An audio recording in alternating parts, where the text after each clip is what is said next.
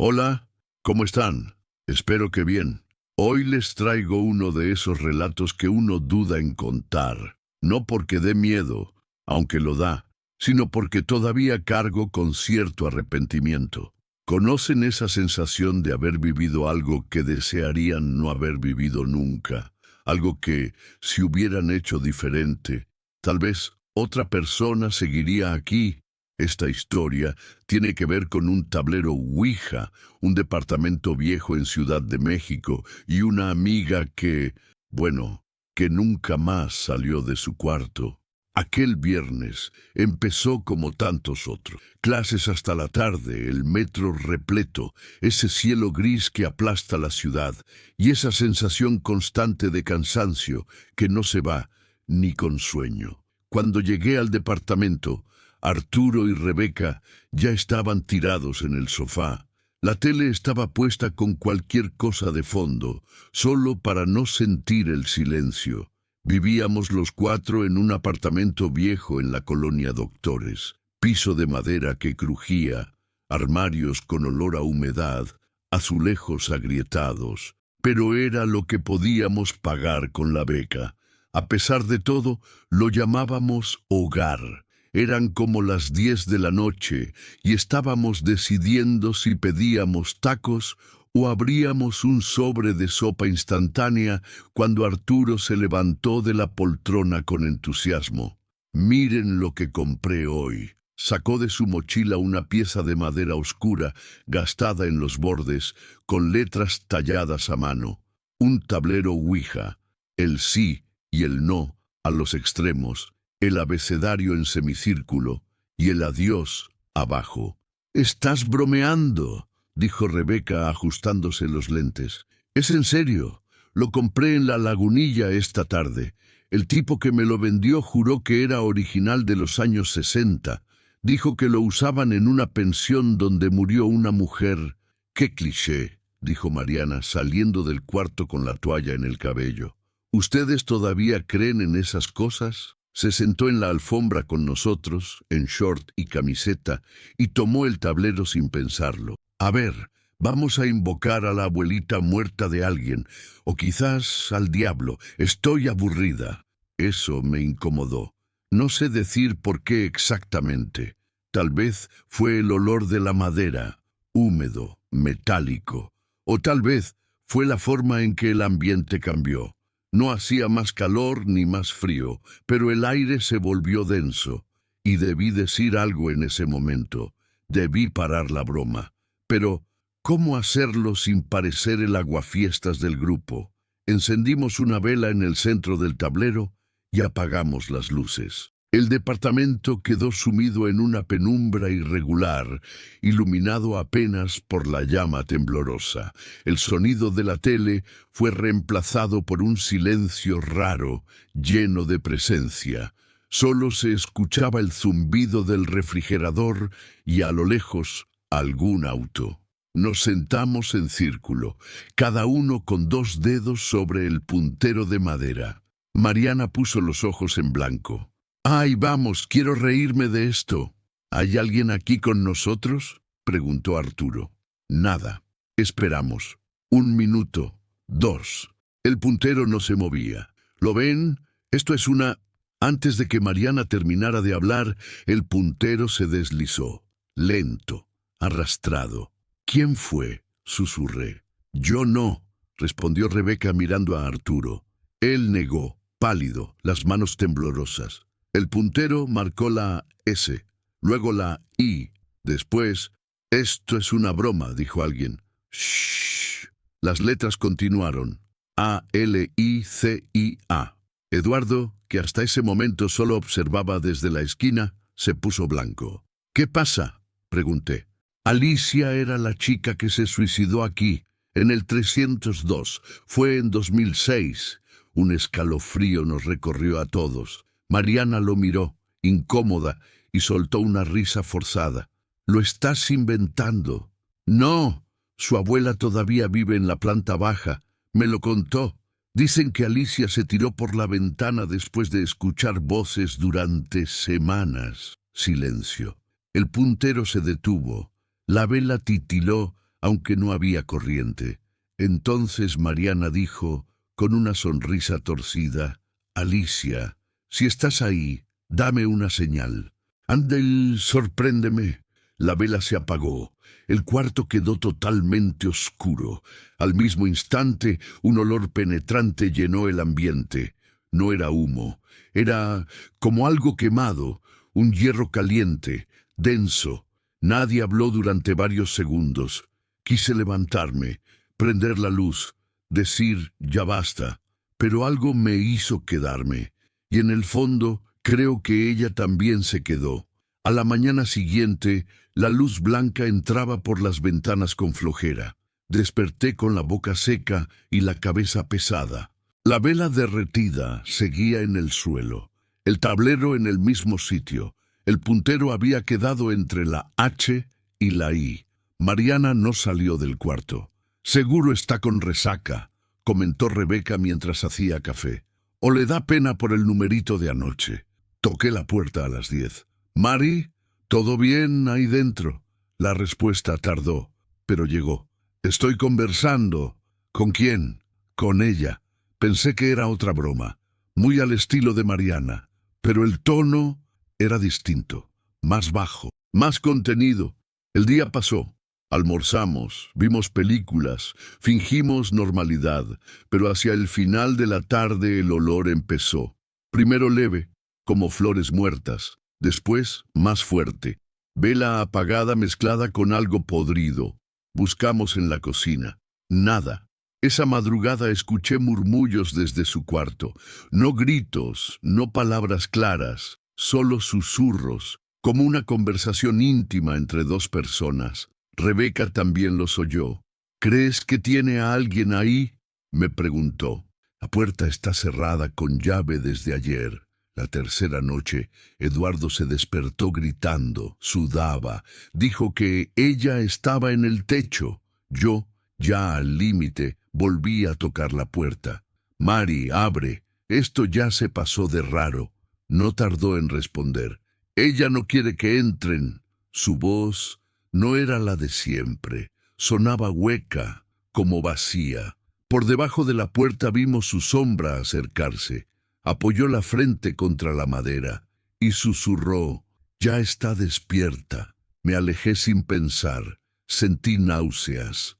Y por primera vez tuve miedo real, no de Mariana, sino de lo que estaba con ella. La cuarta noche nadie durmió.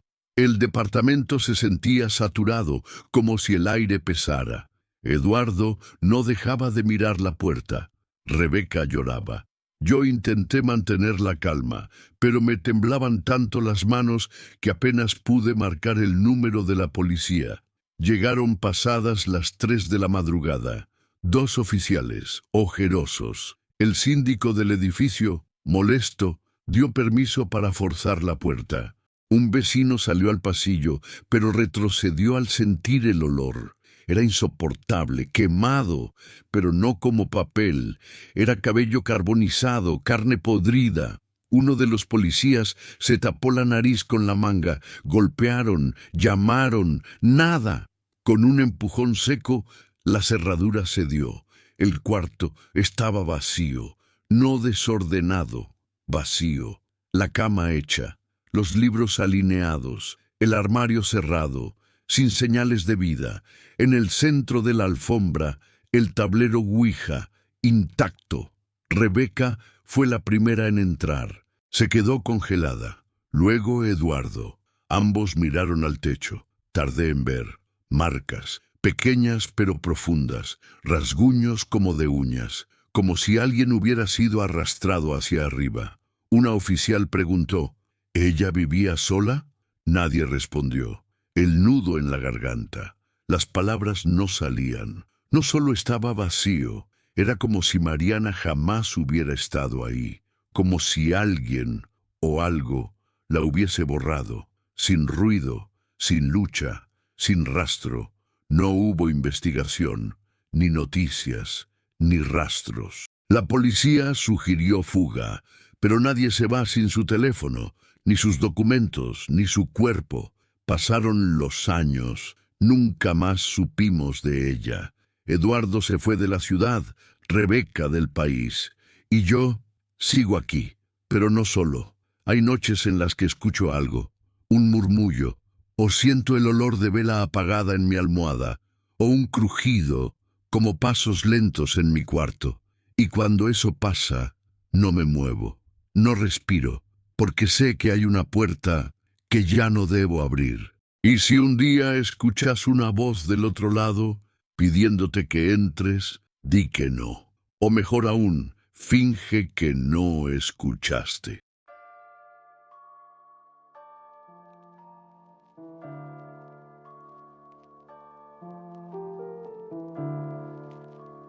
Me llamo Joaquín. Hoy soy un viejo terco, de manos temblorosas y espalda encorvada, pero en 1996 tenía 13 años y corría descalzo por las calles empedradas del pueblo donde nací, en el interior de Oaxaca.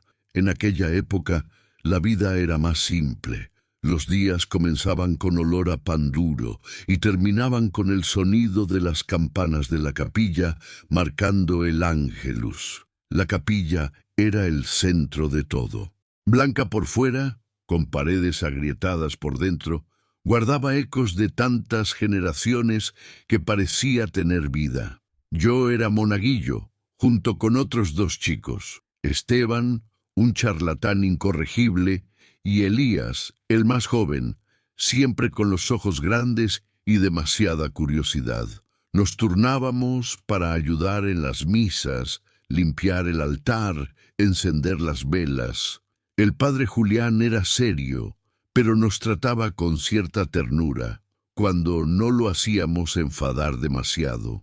Siempre insistía en que nadie debía tocar detrás del altar antiguo, donde se guardaban imágenes rotas y muebles viejos. Decía que era un lugar de cosas olvidadas.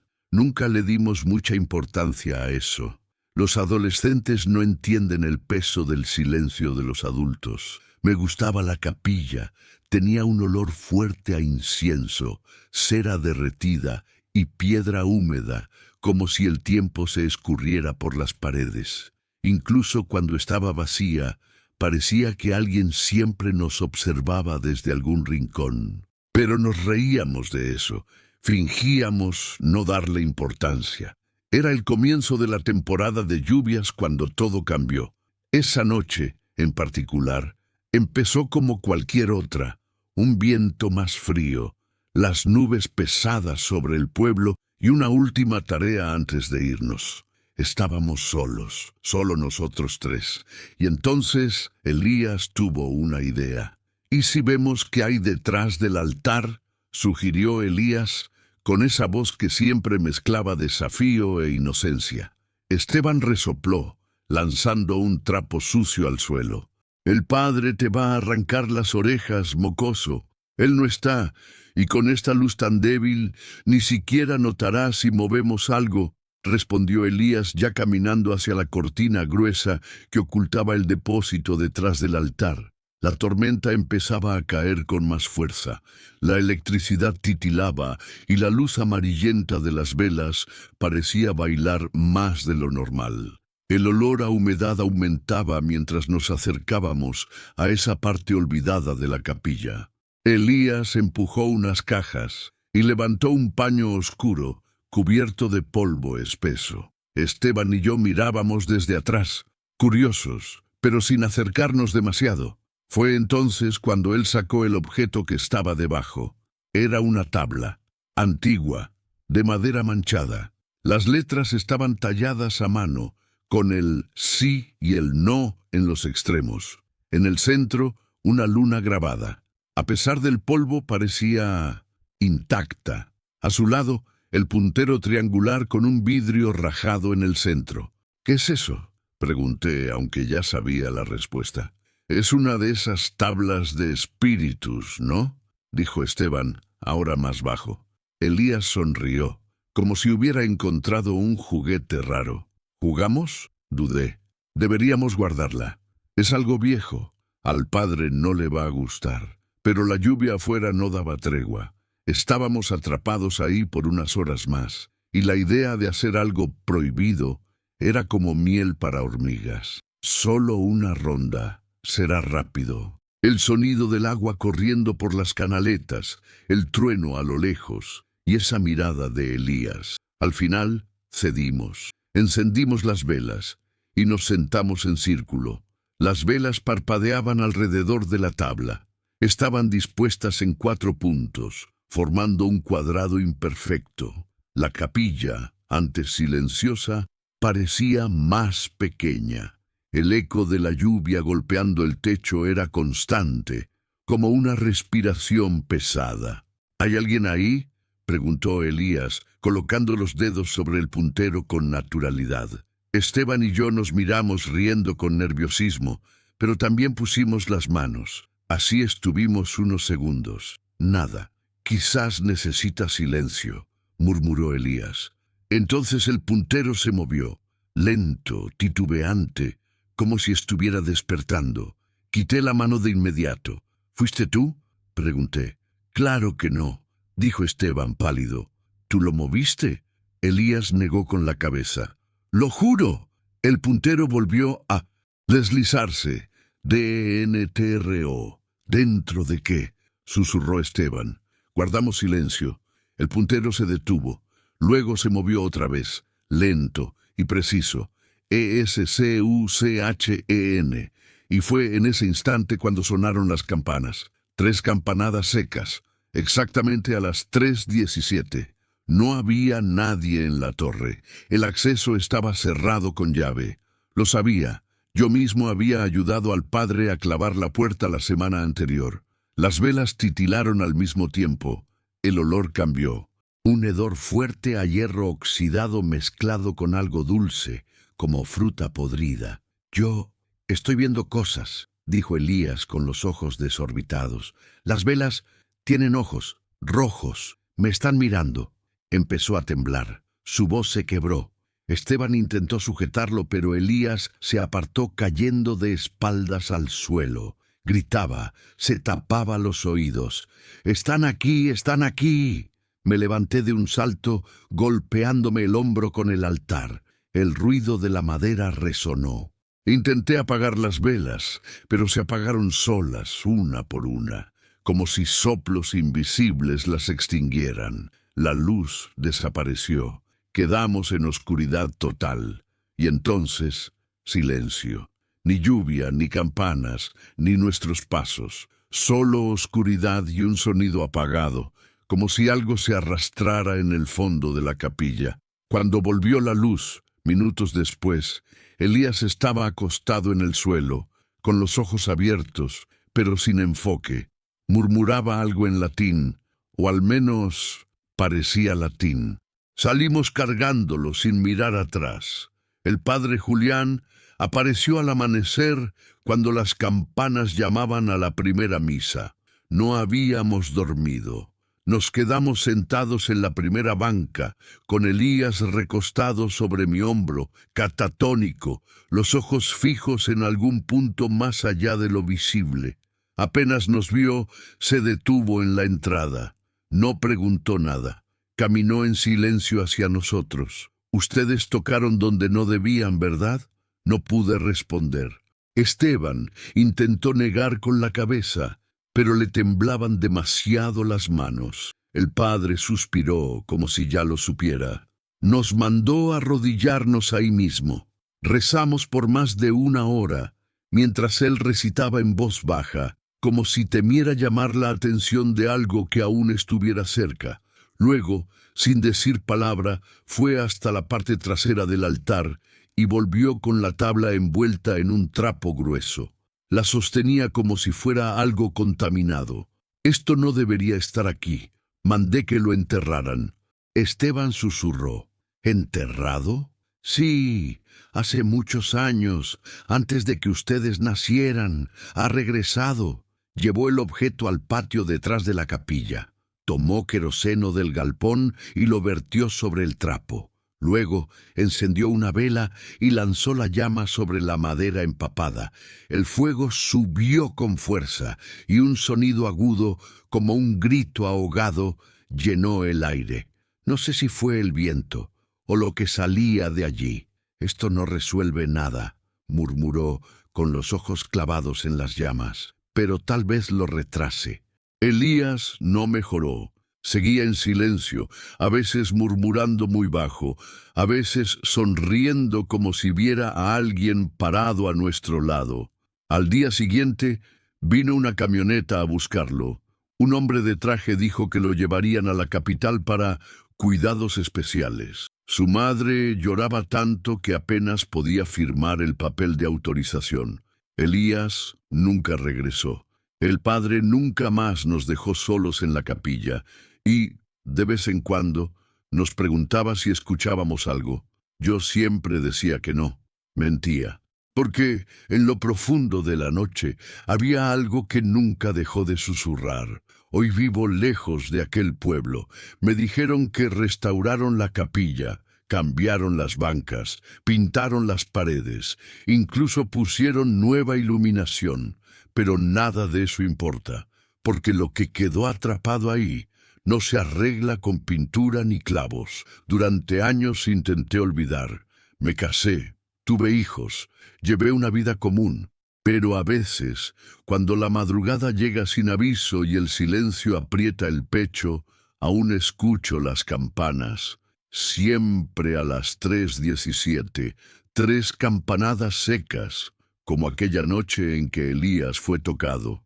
Al principio pensé que era paranoia, insomnio de viejo, pero entonces empecé a notar el olor: cera derretida, azufre, madera quemada, y siempre venía acompañado de una sensación como si alguien estuviera parado en el marco de la puerta, solo observándome respirar. Mi esposa me ha encontrado llorando en el sofá, con la mirada perdida.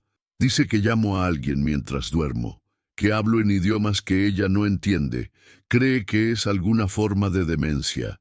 Tal vez lo sea, pero a veces creo que aún hay algo siguiéndome. No todos los días, solo cuando todo está demasiado en silencio, solo cuando bajo la guardia. Nunca supe nada más de Elías. Nunca recibimos carta, ni llamada. Su madre enfermó poco después y se fue con el rostro lleno de tristeza. Yo cargo esta culpa, no solo por haber participado, sino por haber permitido que eso le pasara a él. La verdad es que uno siempre sabe cuándo está haciendo algo mal, y esa noche, en lo más profundo de mi estómago, lo supe. Supe que no debíamos tocar ese objeto, que estábamos abriendo algo, pero no me detuve, y ahora, después de todos estos años, empiezo a pensar que el padre tenía razón. Uno no quema una cosa así, solo retrasa lo que ella quiere. Eso es todo, amigos. A veces el verdadero terror no viene de lo que uno ve, sino de lo que decide ignorar. Esta historia me marcó porque no habla solo de miedo, sino de culpa, de decisiones que parecen pequeñas, pero abren puertas que nunca se pueden cerrar del todo. Si alguna vez viviste algo parecido, un silencio extraño, un arrepentimiento que todavía pesa, déjalo en los comentarios. Tal vez compartirlo ayude a cargar menos. Y por favor, si algún día encuentras algo escondido detrás de un altar, cubierto de polvo y silencio, no lo toques.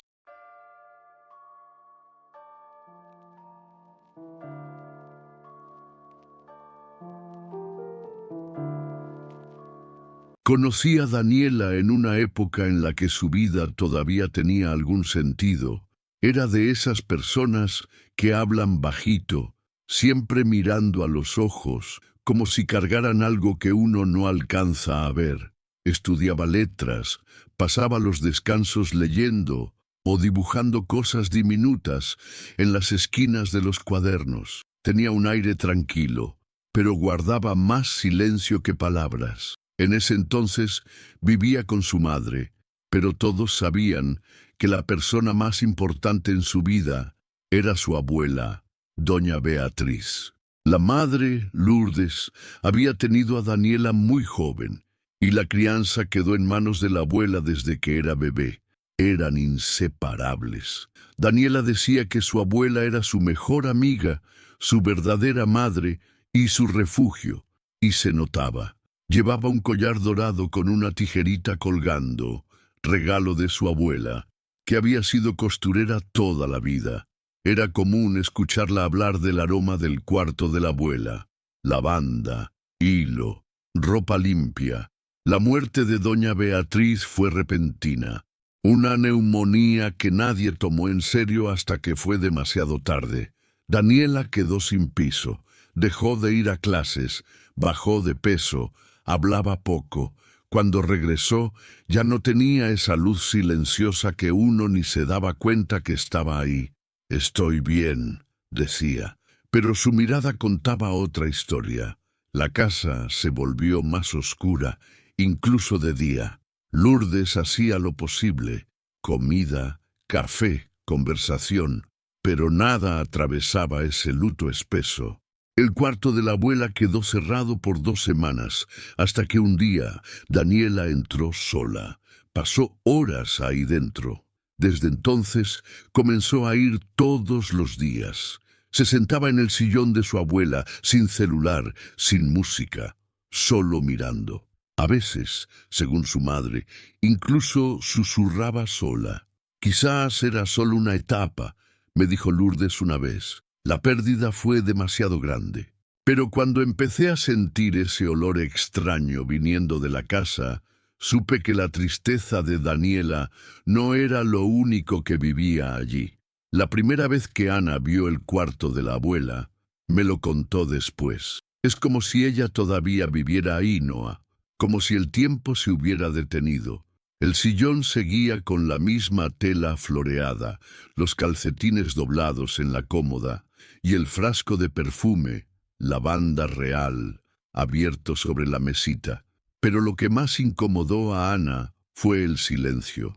No era un silencio cualquiera, era uno que parecía esperar una respuesta. Ana era lo opuesto a Daniela.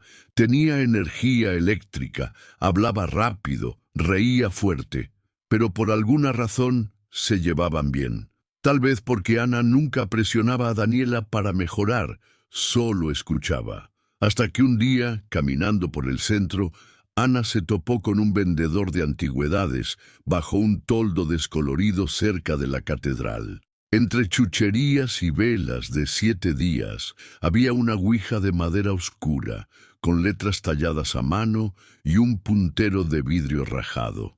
«¿Tú crees en esto?», preguntó Ana, medio en broma. Daniela la miró por unos segundos y dijo: «Creo que quiero intentarlo». Esa tarde, ya en casa, encendieron una vela blanca en el cuarto de la abuela. Quitaron todo de la mesita, incluido el perfume, y colocaron el tablero con cuidado. Ana activó la grabadora del celular, por precaución. Daniela cerró los ojos y apoyó los dedos en el puntero. Los primeros intentos no funcionaron, pero después de unos minutos, con la respiración lenta y el aire inmóvil, el puntero se movió, solo. Fue sutil, de la D a la B, luego E, A, T, hasta formar Bea, el apodo que solo la abuela usaba con ella. Ana retiró los dedos enseguida. «¿Fuiste tú?», preguntó. Daniela, pálida, negó con la cabeza. La mano le temblaba. Desde ahí, las respuestas llegaron rápido. Frases como: «Estás bien, mi flor», y «No tengas miedo, estoy contigo». Detalles íntimos, como el nombre de la muñeca que Daniela tuvo de niña. El aroma a lavanda se hizo más fuerte en el cuarto, como si hubieran abierto el frasco, pero no lo hicieron. Ana pensó que era coincidencia, Daniela no. Esa noche, antes de dormir, dejó el tablero en el suelo del cuarto.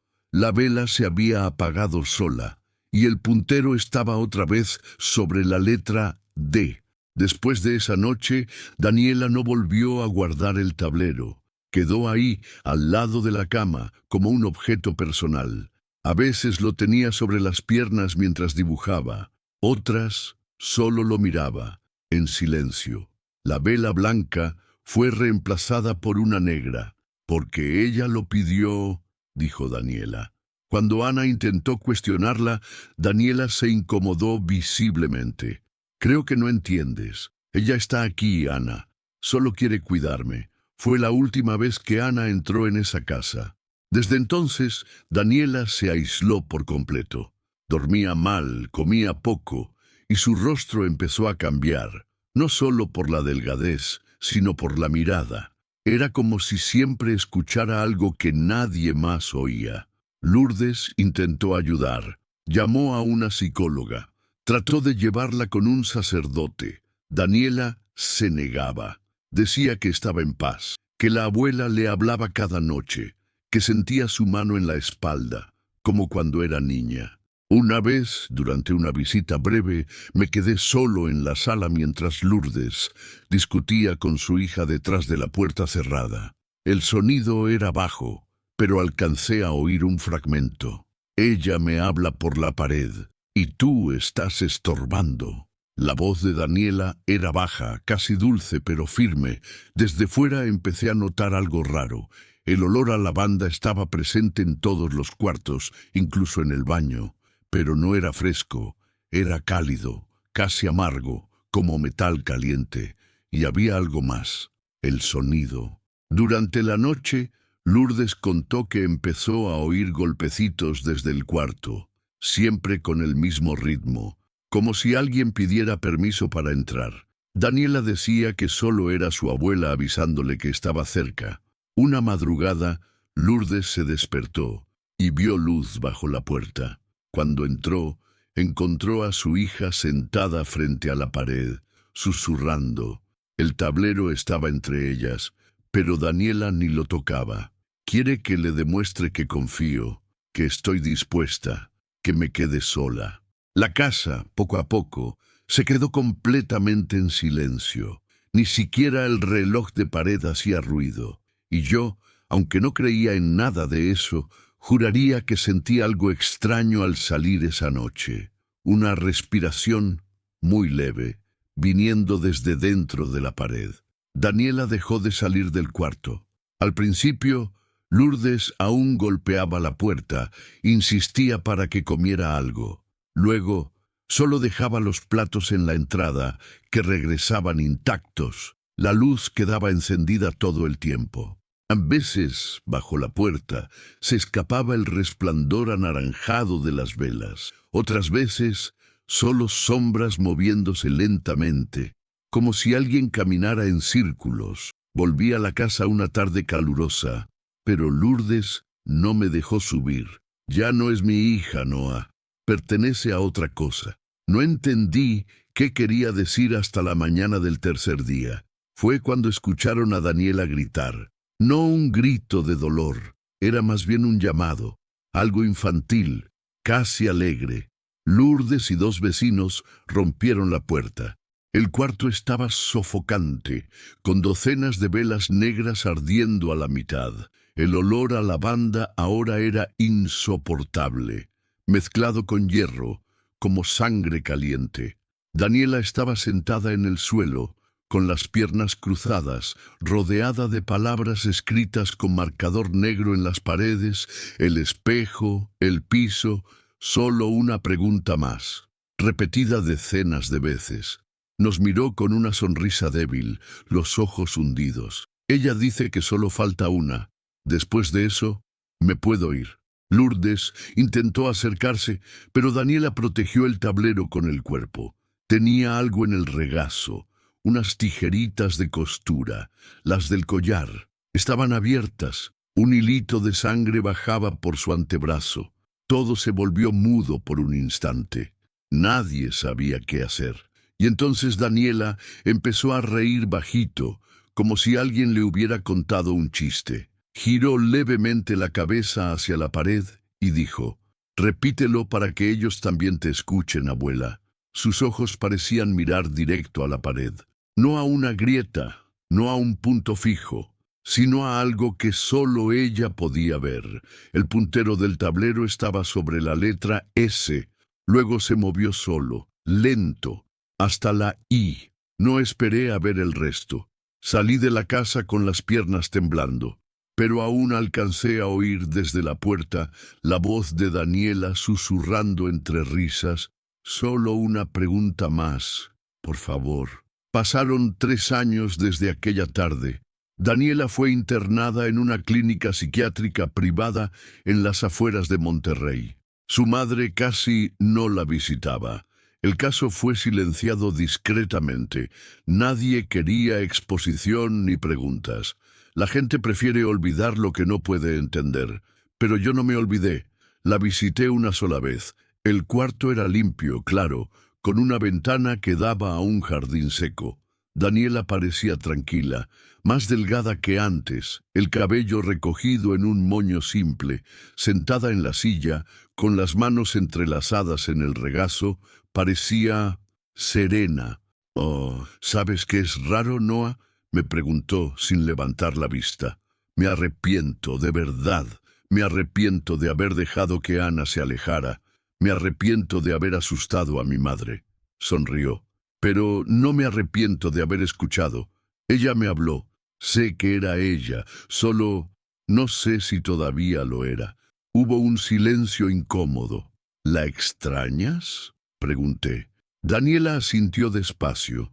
«Cuando estoy sola, a veces todavía siento el aroma, como si estuviera cociendo en la esquina del cuarto. Lavanda, pero mezclada con algo cálido. Rosa quemada, tal vez». Miró por la ventana, y cuando todo está muy callado, la oigo, muy bajito, preguntándome: «Solo una pregunta más, Dani». Me despedí poco después. Una enfermera me acompañó hasta el final del pasillo, donde las ventanas estaban abiertas al atardecer. Me detuve un segundo, tratando de respirar hondo, y entonces lo sentí, el olor, lavanda, sí, pero algo más denso detrás. Como si alguien hubiera quemado flores secas y guardado el humo en un armario por años. No le conté a nadie, no ese día, ni los siguientes. Pero al revisar la grabación de la entrevista, solo en el estudio, algo me hizo pausar en el segundo final. El audio estaba limpio hasta que Daniela dejó de hablar. Entonces, muy bajito, como si alguien hubiera susurrado cerca del micrófono, se oyó una voz femenina. «Tú dejarías solo eso, pero suficiente para que nunca más volviera a abrir ese archivo».